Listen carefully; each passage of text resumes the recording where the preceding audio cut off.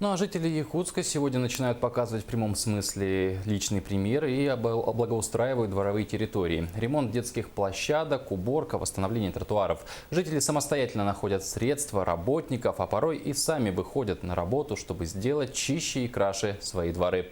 В День самоуправления наша съемочная группа встретилась с активистами и общественниками столицы республики.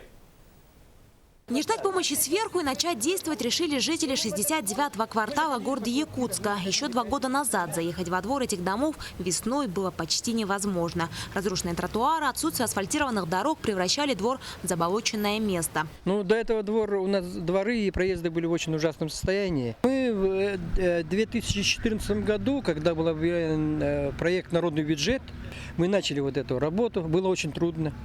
Но мы собрали 250 тысяч.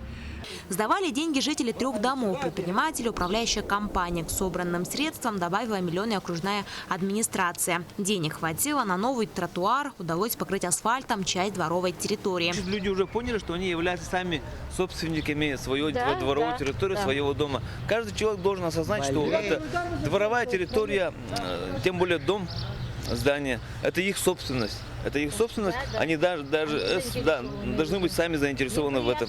Осенью того же года администрация города выделила 11 миллионов, и жителям удалось завершить работу и покрыть асфальтом весь двор.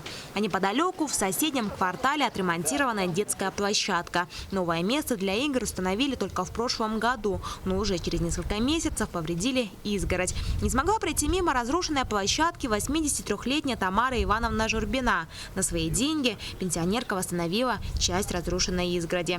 А жители домов по улице Петровского и Каландрашвили планируют теперь благоустроить территорию 5 соседних зданий. Старосты домов также собираются объединить неравнодушных жителей города и создать клуб активных граждан. Члены инициативной группы уверены, своими силами жители смогут восстановить не одну дворовую территорию и благоустроить не один квартал в Якутске.